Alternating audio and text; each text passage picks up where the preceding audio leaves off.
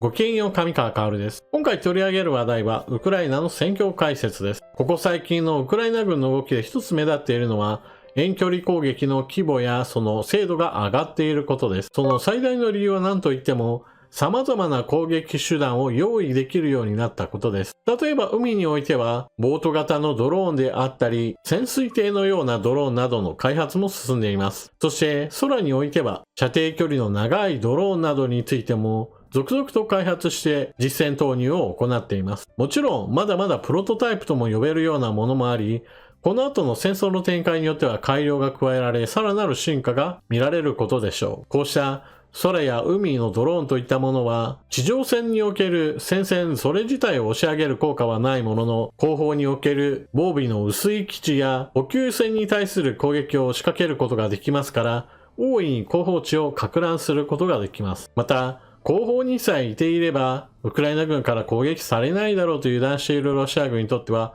時に非常に手痛い打撃を受けることとなります。今回ご紹介するドローン攻撃においても、ロシア軍はかなり油断していたなと思えるような被害が発生しています。それではドローン攻撃、そして全体の戦況について見ていきましょう。まず直近でドローン攻撃による被害が最も大きいのは、プスコフ飛行場に対するドローン攻撃でしょう。国境から690キロ離れたこの飛行場には、軍用の輸送機や爆撃機が配置されていました。ドローンによる攻撃によって輸送機は炎上し、遠くからでも見えます。ドローンの攻撃によって破壊された輸送機はタス通信によると4機だとされています。実際はもっと多かったのではないかという話もありますが、被害の全貌についてはロシア側も隠すでしょうから、タス通信が4機だといえば最低限それなのだろうというふうに考えて、もっと被害は大きかったと見るべきです。また、先日お伝えしたクリミア半島への攻撃、ロシア軍の対空兵器 S400 を破壊することに成功したこの遠距離攻撃なのですが、使用された兵器が何かというのをウクライナ側が情報を出しています。地上から艦船などを狙うミサイルネプチューンを地上攻撃用に改良したというのです。対艦ミサイルネプチューンは元々の射程距離が300キロ程度あることから燃料や爆薬、そして地上目標物に対する命中精度を上げるためのシステムの搭載など様々な改良を加えることによって今回の地上攻撃が成功したようです。目標物の選定にはある程度画像認識が用いられているのではないかといったことから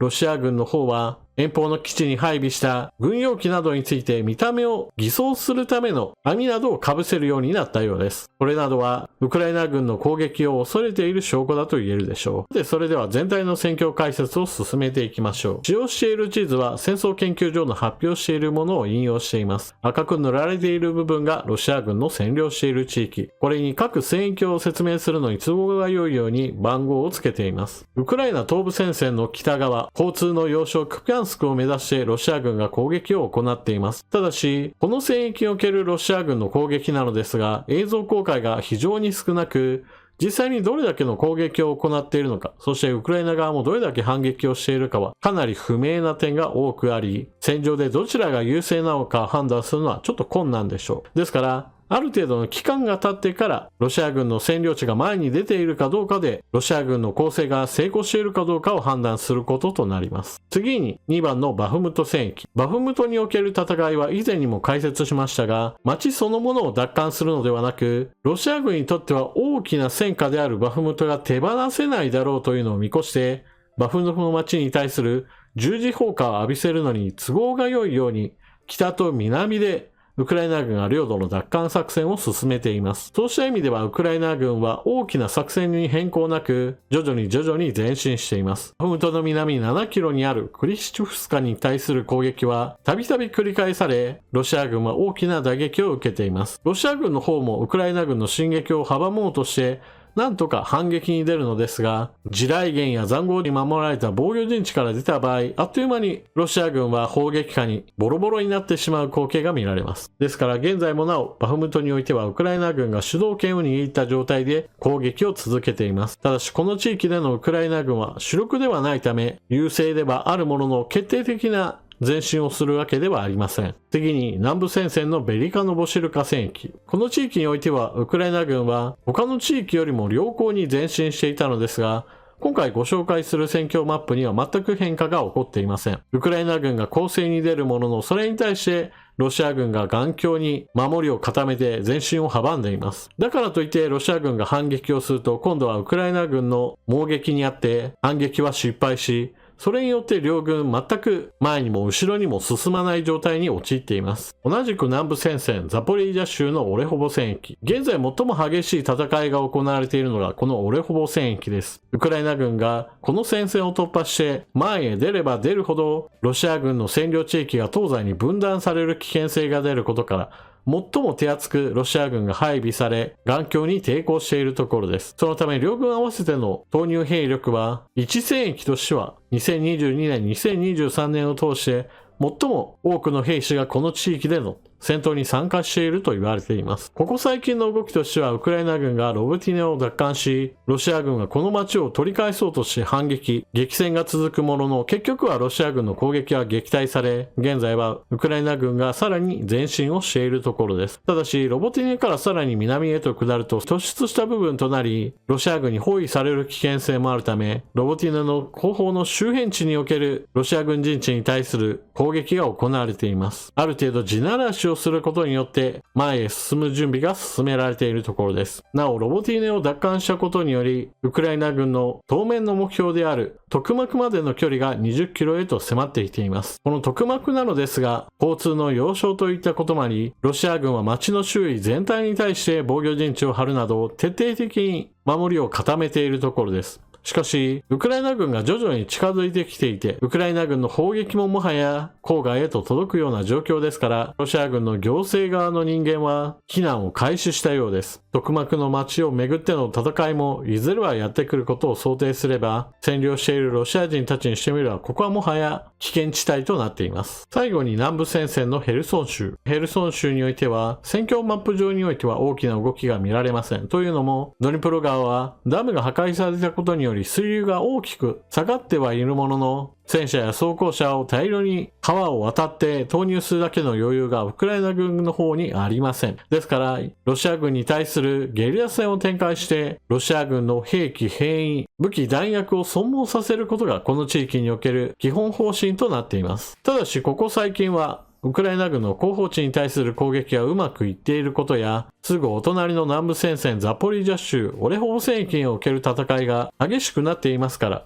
この地域に対するロシア軍の補給は途切れがちであるとロシア側の軍事ブロガーたちは嘆いています。それこそワグネルの頭目プリゴジン氏が激戦中において補給が足りないと嘆いていた話が思い出すような展開となっているようです。といったこともあってロシア軍の砲撃などが少し緩んでいることから、ウクライナ軍はこの地域に兵を出し、小さな集落などにウクライナの旗を掲げ、攻撃拠点を築きつつあります。もちろんこれらに対して猛烈な砲撃が加えられた場合などにおいては、速やかに移動し、ロシア軍を煙に巻くといったことを繰り返すわけです。さて、砲弾不足を理由にして、ショイグ国防相やゲラシモフ総参謀長に対して、悪態をついていたワグネルの話を思い出すと、今どうなっているかについても少し余談をしておきましょう。こちら2つの写真はワグネルの戦車の墓がきれいに片付けられてしまった後の写真です。そしてこちらの動画はワグネルの兵士たちの墓に対して火が放たれ、お墓にあった様々な装飾品や花などが全て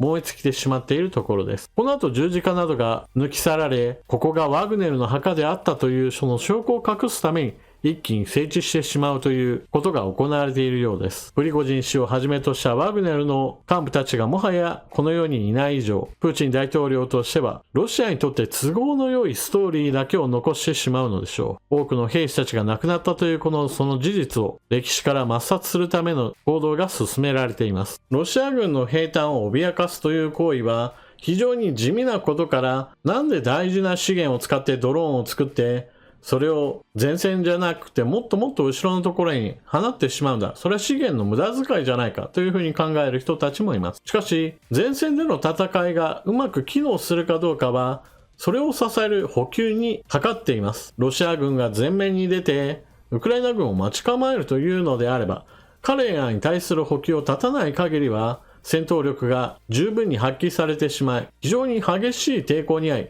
ウクライナ軍の損失は増え続けてしまいます。今回最後の戦役解説の中でヘルソン州においては弾薬がうまく回ってきていないようだと現地司令官などが嘆いている話を少ししましたが、ロシア軍にとってもどの戦域が一番重要かといったことは明確に決まっていますから、どうせウクライナ軍の方はドニプロ川を戦車で渡ってこれないんだから、そんなに物資を補給しなくてもいいだろうと優先度が下げられてしまったのがヘルソン州のロシア軍部隊というわけです。そしてロシア軍の補給が非常に順調で物資が溢れ返っているのであれば、そのような優先順位の低いところであっても次々と武器弾薬食料類などが届きウクライナ軍を苦しめるでしょう。しかし少しずつ武器弾薬の集積庫を破壊し、後方地に対してドローンがどんどんと飛んでくるんであれば、それらに対して迎撃する部隊を様々なところに張り付かせなければならない。そして様々な場所に部隊が分散するということは、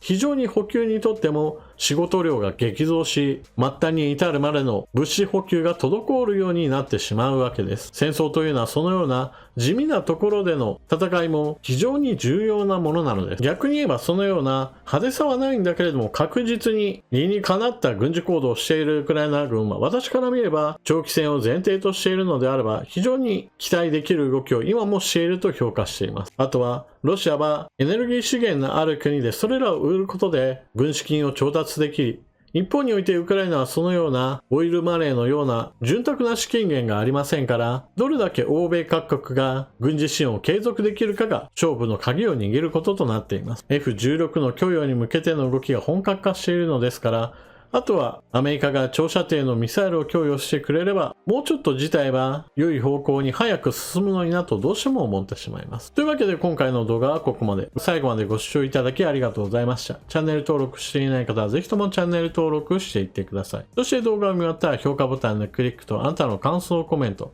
またスーパーチャットなどもぜひともご利用ください。それでは次の動画でまたお目にかかりましょう。またね。